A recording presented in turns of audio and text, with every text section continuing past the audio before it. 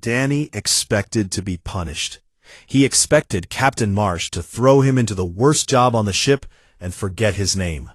He had insulted the leader of an alien warrior delegation within the first minute of her arrival. There was no version of this that ended well for him. So when Marsh called him to her office the next morning, he walked in already preparing himself for the worst. Marsh was sitting behind her desk, rubbing her temples like she had been doing it all night. She looked up at him and said, "She asked for you." Danny blinked. "What?" "War Commander Sirith has requested that you remain as her personal liaison for the rest of the summit." Danny stared at her. The words made sense individually, but together they sounded like nonsense. "She wants me? The guy who called her cute?" "That is correct." "Why?" "I was hoping you could tell me." Marsh leaned back in her chair. "I've asked Dr. Nora Whitfield to look into it. She's our xenolinguist. She thinks the word your translator used might have hit some kind of cultural nerve. Not an insult exactly. Something else." Danny found Whitfield in the mess hall an hour later. She was a small woman with dark hair and quick eyes, and she was surrounded by datapads covered in Velthari script. She waved him over without looking up. "Sit down," she said. "This is going to take some explaining." She told him that Velthari culture was built entirely around war. Every part of their society, their language, their art, their relationships, was shaped by combat. When they praised each other, they used words like sharp, deadly, unbreakable, fearsome. To call a warrior strong was basic politeness. To call one terrifying was deep respect. Their love poetry, if you could call it that, read like battle reports. "They don't have soft words," Whitfield said. "Not the way we do. Their language has no real equivalent for cute, or sweet, or gentle, or tender. Those concepts exist somewhere in their history, maybe buried deep, but their modern culture has no use for them. A Velthari warrior would never call another warrior anything that suggested softness. It would be like, I don't know, imagine walking up to the most dangerous person in the room and putting a flower crown on their head." "So I offended her," Danny said. "No, that's the interesting part. If you had offended her, she would have reacted immediately. Velthari don't hesitate when they feel insulted. They respond with aggression. She didn't do that. She froze. And according to everything I know about their species, Velthari war commanders do not freeze. They are trained from birth to react instantly to anything. The fact that she stopped, even for a moment, means you did something her brain genuinely did not know how to process." Danny sat with that for a while. "So what does she want from me?" "I think she wants to understand. I think you showed her something she's never seen before, and she doesn't know what to do with it." The next 2 days were the strangest of Danny's life. He followed Sirith to meetings, walked with her through the ship's corridors, answered her questions about human customs and protocols. She was professional, cold even. She spoke to him the way a general speaks to a low-ranking officer. Clear, direct, without warmth. But she kept looking at him. Not obviously, not in a way anyone else would notice, but Danny noticed. He would be explaining something about the ship's layout, or the schedule for the next session, and he would feel the weight of those black eyes on him, steady and focused, like she was trying to read something written very small on his face. On the second evening, during a break between sessions, she asked him to sit with her in one of the small meeting rooms. She closed the door. She stood by the window, looking out at the stars, and she said, "Explain the word." Danny swallowed. "Cute?" "Yes. All of it. Every meaning, every feeling behind it." So he tried. He told her that cute was a warm word. It was what humans said when something made them feel soft inside. A feeling of fondness, of tenderness, of wanting to be close to something and keep it safe. It didn't mean the thing was weak. A puppy was cute, but a puppy could still bite. A child laughing was cute, but childhood was not weakness. A person could be strong and dangerous, and still be cute. It was about the feeling they created in someone else, not about what they actually were. Cirith listened without moving.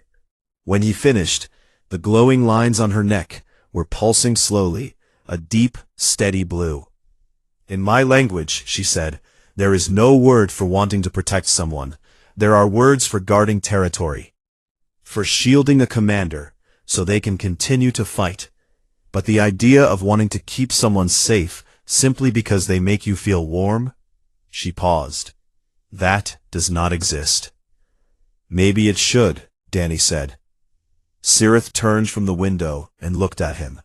Her face was still hard, still controlled, but something in her eyes had changed.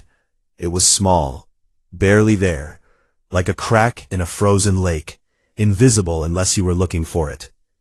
"No one has ever looked at me and felt warmth," she said. "They feel fear, respect, sometimes hatred, but never warmth." She tilted her head slightly. "You are either very stupid or very strange." "Probably both," Danny said. The crack in the ice got a little wider. Not a smile, not yet, but something close, something that wanted to be a smile, but didn't quite know how. Cirith turned back to the window. "You will continue as my liaison," she said. "It was not a request, and you will not apologize for what you said. I have not decided what it means yet, but I do not think it was an insult." Danny nodded. "Okay. Okay," Cirith repeated, as if tasting the word. The glow on her neck pulsed once, soft and warm, and Danny felt something shift between them, quiet, invisible, and absolutely impossible to undo. Outside the window, the stars burned on, cold and endless, and two people from different worlds sat in the silence together, trying to learn a language that neither of them had ever been taught. The peace summit was falling apart. 3 days in, and nothing had been agreed on. The collective of Ross had sent 4 diplomats, tall, insect-like beings with shiny dark shells and compound eyes that saw in every direction at once. They spoke through machines built into their chests, and every sentence they produced was careful, layered, and designed to give away nothing. The Veilthari, on the other hand, treated diplomacy the way they treated everything else, like a fight. Every offer was a challenge. Every refusal was a threat. Every pause was suspicious. Captain Marsh sat at the head of the table and held it all together through sheer stubbornness, but even she was running out of patience. On the 3rd afternoon, a Veilthari guard and a Ross negotiator got into a shouting match that almost turned physical. Marsh had to suspend the session and send everyone to separate ends of the ship. Danny found Cirith in the observation lounge afterward. She was alone, which was unusual. Her guards normally stayed within arm's reach. She stood in front of the wide window, her hands behind her back, staring at the dark between the stars. The glow on her neck was dim, almost gone. Whitfield had told Danny that dim markings meant low energy, something close to what humans would call exhaustion, but not the body kind, the deeper kind, the kind that sat in the chest and made everything feel heavy. Danny walked over and stood beside her. Not too close. He had learned that Cirith valued her space, and he had learned where the edge of that space was. Close enough to talk, far enough to breathe. "You don't want this war to keep going," he said. Cirith didn't look at him. "I have fought for 112 cycles. Since I was old enough to hold a weapon. I have led armies, broken enemy lines, taken systems that others said could not be taken. I have done everything my people asked of me. Everything." Her voice was the same, low, steady, controlled. But something underneath it was different. Thinner, like a wire pulled too tight. "I am tired, Danny Callahan." It was the first time she had used his full name. It sounded strange in her voice, like she was giving each syllable its proper weight. "But tiredness is not something a war commander is allowed to feel," she continued. "We are weapons. Weapons do not get tired. They get used until they break, and then they are replaced. Danny was quiet for a moment. Then he said, "Humans have a saying, being strong doesn't mean you never get tired. It means you keep going, even when you are." Sirith turned her head just slightly. The dim glow on her neck flickered, one soft pulse of blue light, there and gone. "Your species is strange," she said. "You are small, you are fragile, your lives are so short it is almost cruel. And yet you say things that hit harder than any weapon I'd have ever carried." "We've had a lot of practice being tired," Danny said. And then something happened that Danny had never seen before. Something that, as far as he knew, no human had ever seen a Veilthari do. Sirith smiled. It was barely anything. A tiny shift in the muscles around her mouth, a softening of the hard lines of her jaw. If Danny had blinked, he would have missed it. But he didn't blink, and he saw it, and it changed her face completely. For just 1 second, she didn't look like a war commander. She looked like a person, a tired, honest, real person who had been carrying something heavy for a very long time, and had just for one moment set it down. Danny's heart did something foolish and warm, and he knew right then that he was in serious trouble. Over the next few days, Sirith started coming to him during breaks. She asked him about human history, how they had fought each other for thousands of years, how they had nearly destroyed themselves more than once, and how they had somehow survived it all. She was fascinated by the idea of compromise. In Veilthari culture, the word for compromise translated roughly to shared defeat. It was not a respected concept. "Your people fought wars worse than ours," Sirith said one evening. They were sitting in the mess hall, empty except for them. Danny had a cup of coffee. Sirith had a cup of water, which she held but never drank. "You split atoms and pointed them at each other. You burned your own skies, and you survived. How?" Danny thought about it. "We learned something. Slowly, painfully, over a lot of dead bodies." He turned the coffee cup in his hands. "We learned that winning doesn't always mean destroying the other side. Sometimes winning means finding a way for everyone to walk away with something they can live with. That is not winning. That is settling. Maybe. But settling is how you stay alive long enough to try again tomorrow." Sirith looked at him for a long time. The glow on her neck was brighter now. Not the dim exhaustion of before, but a warm, steady pulse. "You make defeat sound almost noble," she said. "It's not defeat if everyone walks away standing," Danny said.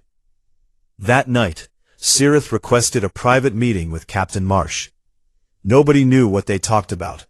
The door was closed for 2 hours.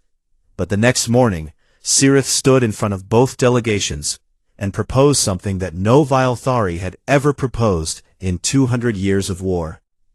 A shared governance plan. Territory split not by who was strongest, but by who needed what.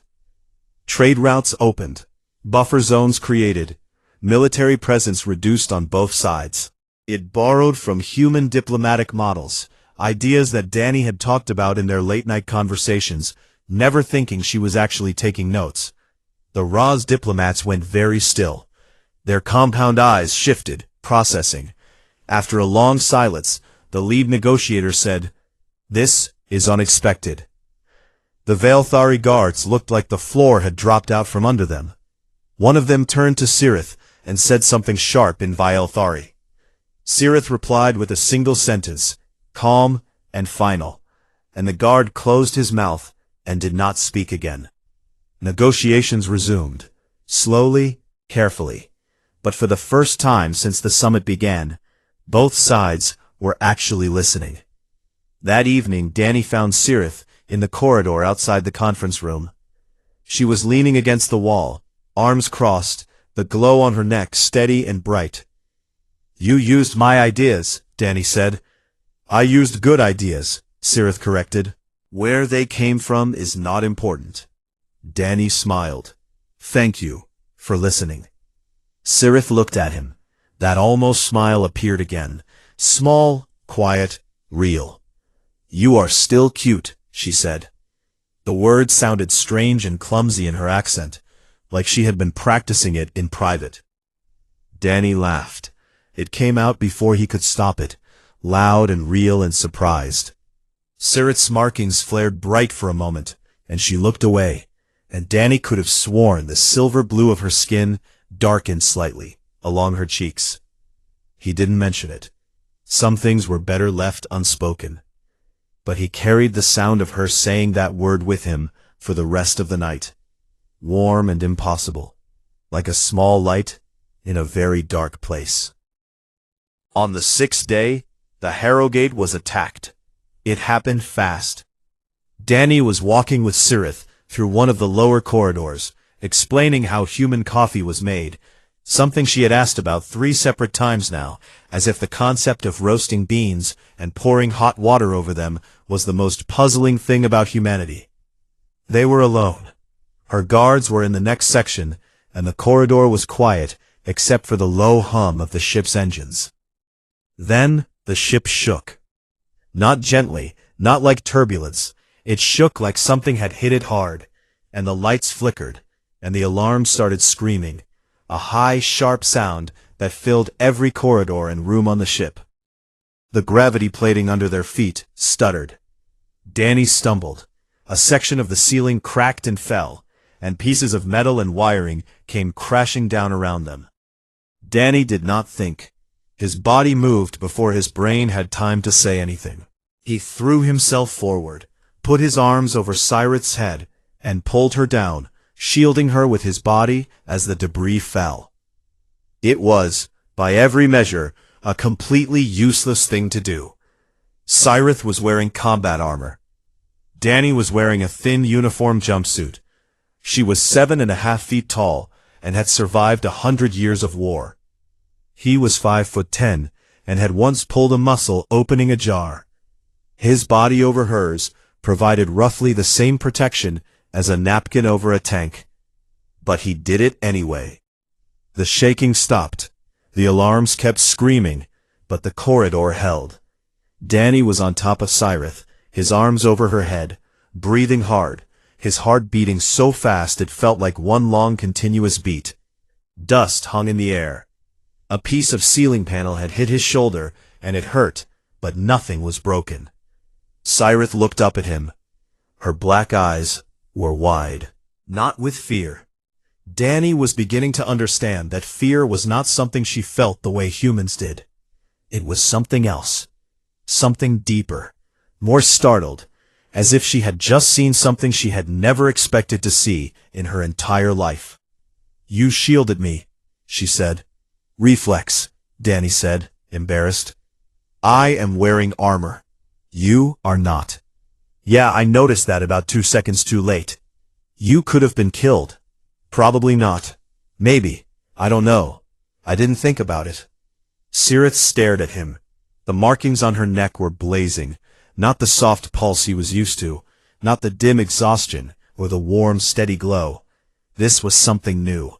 A vivid, electric blue, so bright it lit up the dusty air around them like a lantern. Danny had never seen them do that before. "No," Sirith said quietly. "You did not think about it. That is what makes it matter." She lifted Danny to his feet with one hand, easy as lifting a book. Then she did something that sent a shockwave through every Velthari on the ship. She placed her hand on the side of his face. Her palm was cool and smooth against his cheek. Her fingers, longer than his, rested gently against his temple. She held it there for 3 seconds. 3 long, still, silent seconds. And then she pulled away. Danny didn't know what it meant. He would find out later from Whitfield, who would explain it with wide eyes and a shaking voice. It was a bonding gesture, one of the most personal acts in Velthari culture. It was reserved for warriors who had saved each other in battle, who had bled together, who had earned the right to be called something more than comrades. Sirith had just given it to a human engineer who had tried to protect her with his bare hands and a cotton shirt. In the moment, Sirith simply turned, pulled her sidearm from her hip, and walked toward the nearest airlock with the calm, steady stride of someone who had been waiting for a reason to move. Danny followed the chaos to the bridge. The attack, they learned quickly, had come from a Ra's extremist faction, a group opposed to peace, opposed to the summit, opposed to anything that wasn't total war. 3 small assault ships had dropped out of faster-than-light travel right on top of the Harrogate and opened fire. The shields had held, but the ship had taken damage, and everyone on board was scrambling. Cirith did not scramble. She commandeered one of the Harrogate's auxiliary shuttles without asking permission.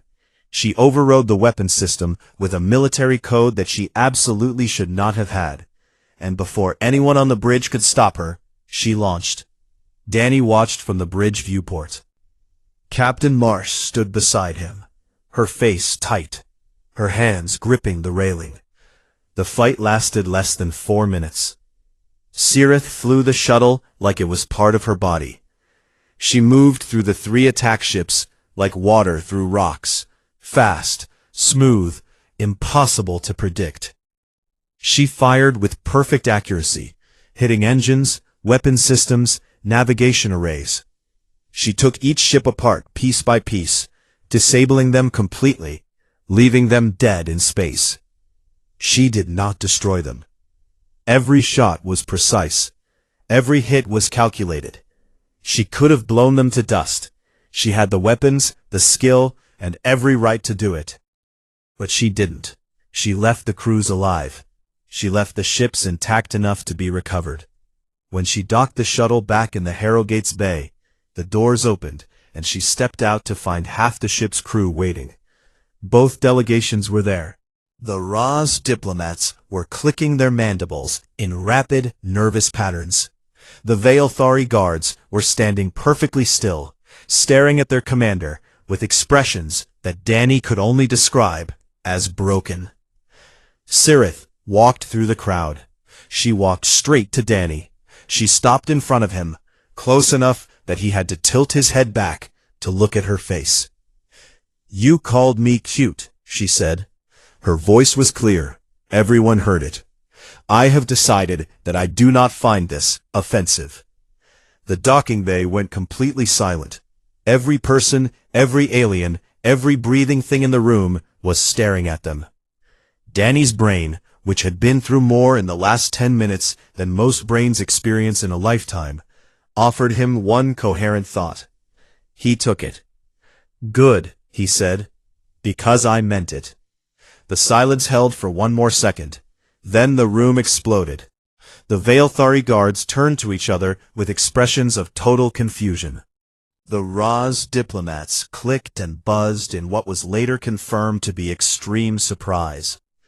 Cole Avery, standing in the back of the crowd, put both hands on his head and whispered something that nobody heard. Captain Marsh, for the second time that week, put her face in her hands. But Danny saw none of it. He was looking at Cirith, and Cirith was looking at him, and the glow on her neck was brighter than he had ever seen it. Not electric, not burning, but warm, steady, like sunlight through water. Like something that had been cold for a very long time, finally remembering what it felt like to be warm. She did not smile, not yet, but her eyes, those black mirror eyes that had seen 100 years of war, were looking at him like he was the first soft thing she had ever allowed herself to see. And Danny Callahan, standing in a docking bay full of stunned aliens and horrified crewmates, looked right back at her and didn't flinch. The attack saved the peace summit. Nobody expected that. The Ra's extremist faction had wanted to destroy the talks, to blow apart any chance of peace, and drag both sides back into the war. Instead, they gave the summit the one thing it had been missing, a reason for both sides to trust each other. The Ra's delegation moved fast. Within hours, they condemned the attack publicly. They handed over intelligence about the extremist group. Names, locations, ship routes. It was a gesture of honesty that went further than anything they had offered at the negotiating table. They wanted the Veilthari to know that the attack did not represent their people. But it was Cyrith's choice that mattered most. She could have destroyed those ships. She had the skill. She had the firepower. She had 200 years of war behind her. 200 years of killing Raz without a second thought. Nobody would have blamed her. Nobody would have even questioned it. That was what war commanders did. That was what she had been built to do. She chose not to. She had disabled the ships and left the crews alive, and that single decision carried more weight than every word spoken in the summit combined. It said something that could not be argued with, could not be negotiated, could not be twisted into politics. It said, I could have killed, and I chose not to. That is what peace looks like when it is real. The treaty was signed on the 8th day. It was not perfect. No treaty ever is. The Veilthari gave up territory they had held for decades. The Raz agreed to trade concessions they had fought against for years. Both sides left the table with things they did not like, things that felt unfair, things that would take years to settle fully. But both sides left the table, standing, alive, with something they could build on. Captain Marsh shook hands with both delegation leaders in the main hall. The crew of the Harrogate watched from the galleries above, quiet and tired and relieved. Someone started clapping, and it spread, slow at first, then louder, filling the hall with a sound that felt, for the first time in a long time, like hope. Danny watched from the back of the room. He didn't clap. He just stood there, hands in his pockets, and let himself feel the weight of what had happened. 8 days ago, he had walked into a docking bay and said the wrong word. And somehow, through a chain of events that no one could have predicted or planned, that word had led here. He found Cirith on the observation deck that evening, the same spot where she always stood, in front of the wide window, looking at the stars. But everything about her was different. Her posture was looser. Her hands hung at her sides, instead of clasped behind her back. The glow on her neck was warm and steady, a soft, golden light that Whitfield had never seen before in any Veilthari study. She didn't know what it meant. Danny thought maybe he did. Your Dr. Whitfield tells me that in human culture, calling someone cute can be the beginning of a courtship, Cirith said without turning around. Danny felt his ears go hot. It can be, it isn't always, but it can be. He paused. Yes. Cirith turned to face him. The light from the stars was behind her, and the glow on her neck made her look like she was lit from inside, like something was burning in her that had never burned before. She was still 1.5 feet taller than him. She could still break him without trying, but the way she looked at him was not the way a warrior looks at something small. It was the way someone looks at something they have been searching for without knowing they were searching.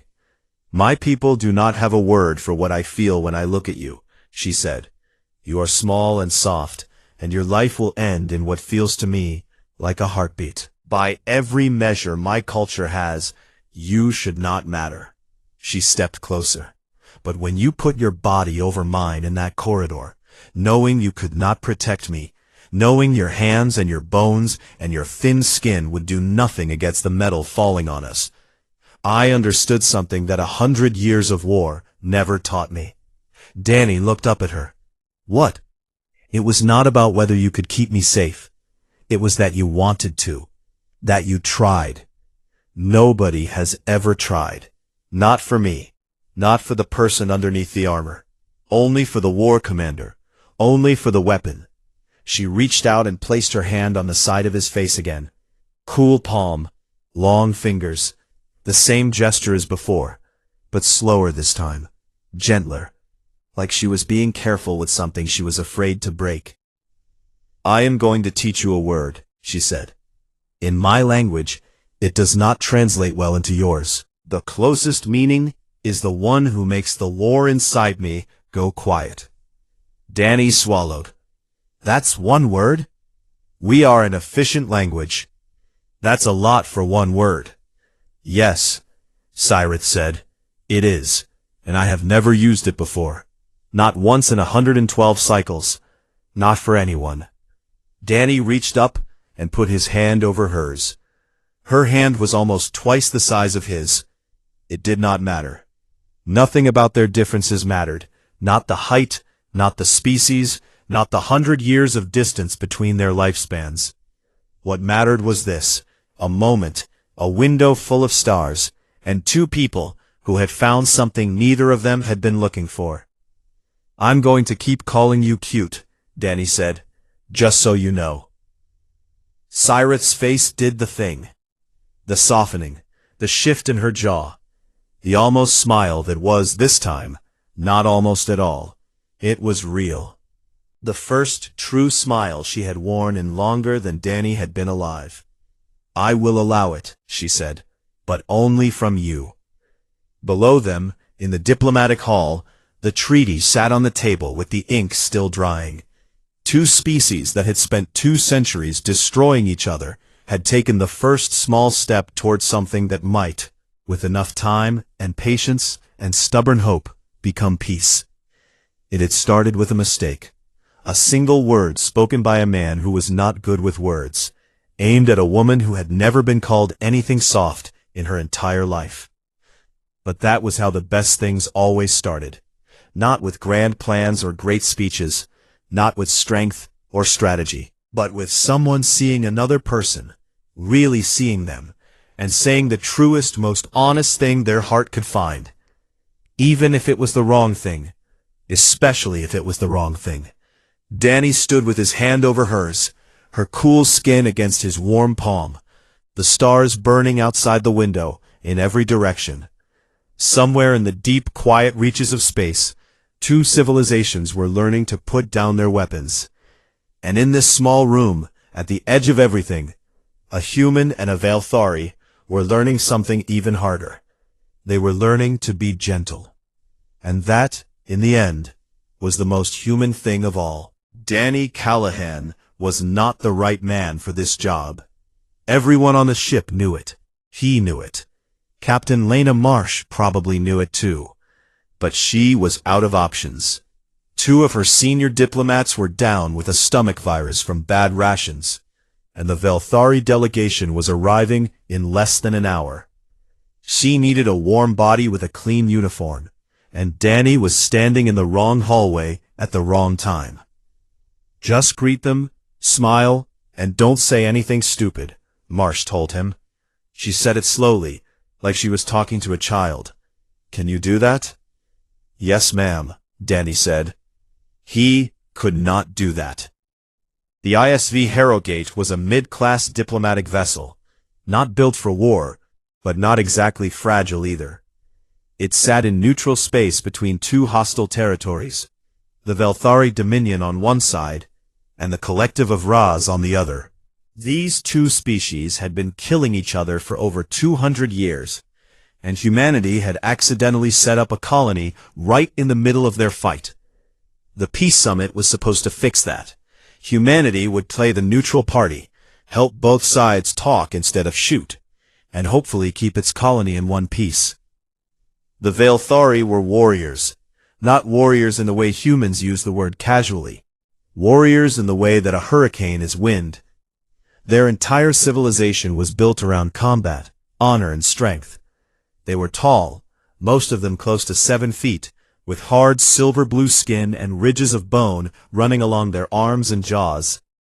Their eyes were solid black, like polished stones, and they moved with the kind of smooth, dangerous grace that made every step look like the beginning of a fight.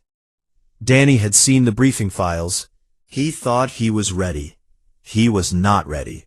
The shuttle doors opened, and War Commander Sirith Phelan stepped into the docking bay.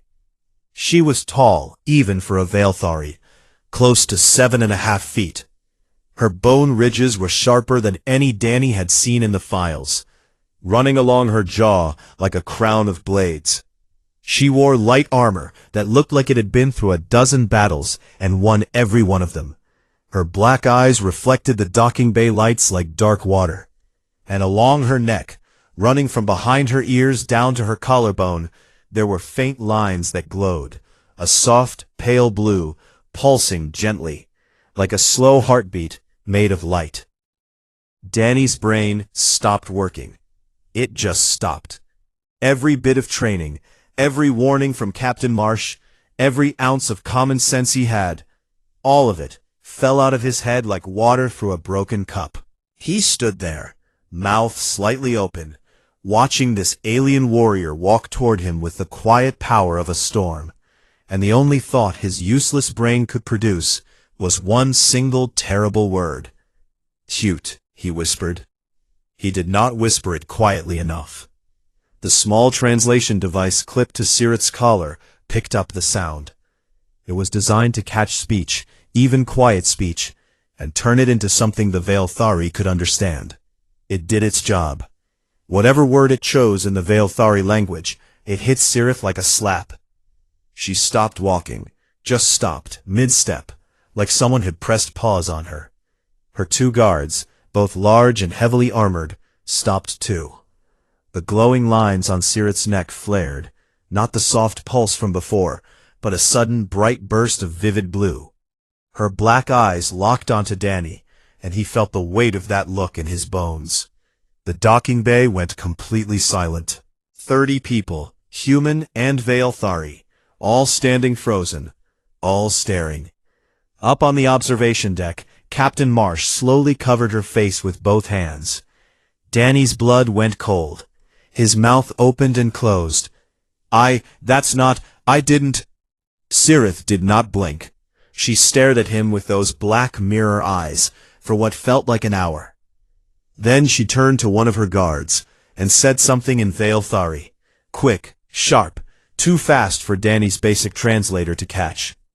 The guard looked at Danny, then back at Sirith, and replied in a tone that sounded confused. Sirith turned back to Danny. Her face showed nothing. Absolutely nothing. It was like looking at a wall made of stone and silver. "You," she said. Her voice was low and steady, every word precise. "You will explain what you meant by that word." Danny opened his mouth. "Not now," Sirith said. "In detail." Then she walked past him as if he were a piece of furniture, something that existed in the room but did not matter, and continued into the ship with her guards behind her. Danny stood there, alone in the middle of the docking bay, his heart hammering so hard he could feel it in his teeth. Behind him, Senior Officer Cole Avery walked over and stood beside him. Cole had been watching the whole thing from near the cargo doors, arms crossed, face carefully blank. "So," Cole said, "that happened." Danny said nothing. He was busy trying to remember how to breathe. "You called a Veilthari war commander cute," Cole continued, "a woman who has personally destroyed entire fleets, who once held a space station alone for 6 days against a siege force, who is, by every account, one of the most dangerous living beings in this sector of the galaxy." He paused. "And you called her cute." "I know what I did, Cole, because I want to make sure you understand the full size of what just happened. That woman could pull your spine out through your mouth, and you looked at her, and your brain said, cute." Danny finally turned to look at him. His face was pale, and his eyes were wide. "What do I do?" Cole looked at him for a long moment. Then he sighed. "Honestly, I have no idea. I don't think there's a manual for this. I don't think anyone in the entire history of human-alien relations has ever done what you just did." He clapped Danny on the shoulder. "But if it helps, it was kind of brave. Stupid, incredibly, unbelievably stupid, but brave." Danny stared at the corridor where Sirith had disappeared. Somewhere deep in the ship, a war commander who had never once been caught off guard was trying to understand why a small, soft, fragile human had looked at her and seen something no one had ever seen before. And Danny Callahan, field engineer, terrible diplomat, an absolute disaster of a man, was going to have to explain it to her.